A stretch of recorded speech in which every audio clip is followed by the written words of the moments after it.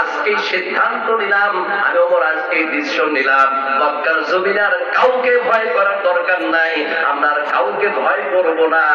আজ জনগণ যে কয়জনই হোক না কেন, একটা মিছিল নিয়ে, একটা প্রোগ্রাম নিয়ে আজ কাবার প্রান্তরে চলে গিয়ে আল্লাহ পাকের স্লোগান দেব, বলেন সুবহানাল্লাহ।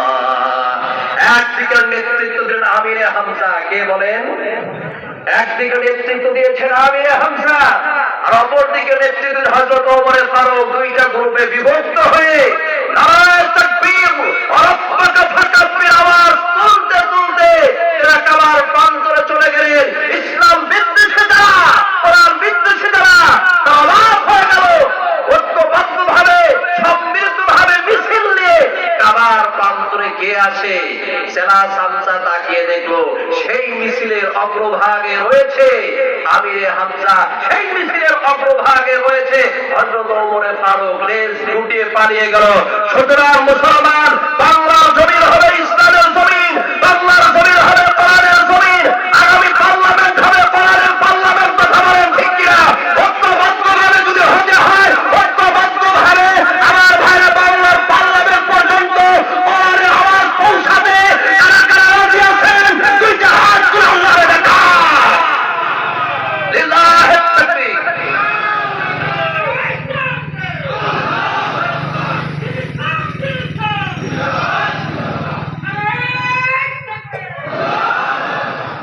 রাগ করলেন?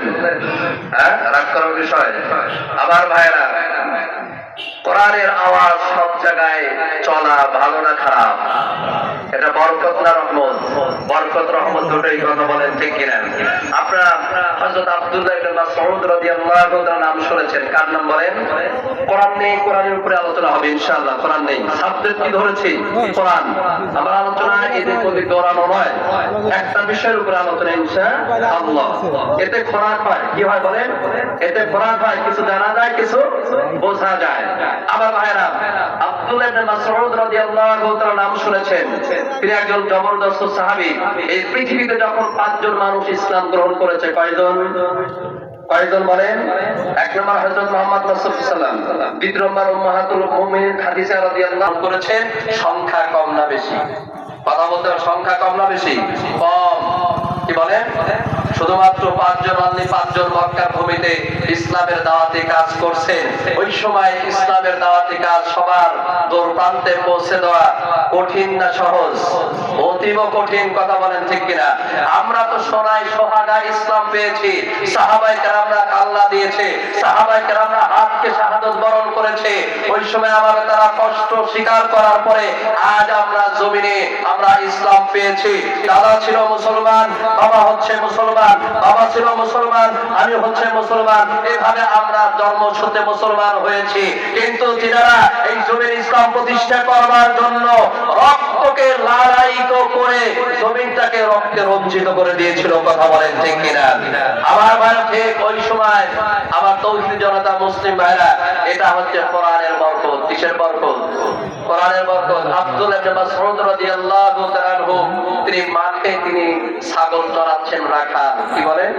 মাঠে ছাগল চড়াচ্ছেন, তিনি একজন রাখাল।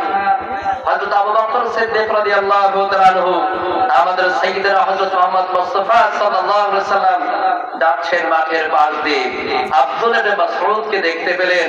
6 নম্বর দিনে ইসলাম গ্রহণ করেছিলেন। দেখার পরে তিনি আল্লাহ রাসূল সাল্লাল্লাহু আলাইহি ওয়াসাল্লাম, আবু বকর সিদ্দিক সেখানে গেলেন। যাওয়ার পরে আব্দুল্লাহ ইবনে মাসউদকে বলল, আব্দুল্লাহ ইবনে মাসউদ, তোমার যে রাখালগুলো রয়েছে, এই রাখালগুলোর মধ্য থেকে একটি ছাগলের বাট থেকে আমাদের একটু দুধ দহন করে খাওয়াও।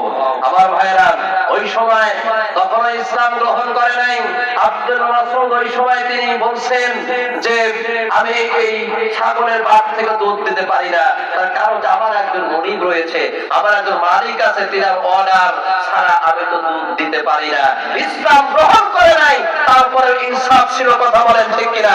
ইসলাম গ্রহণ করে নাই, তারপরে তাদের ভিতরে পরায়ণতা ছিল।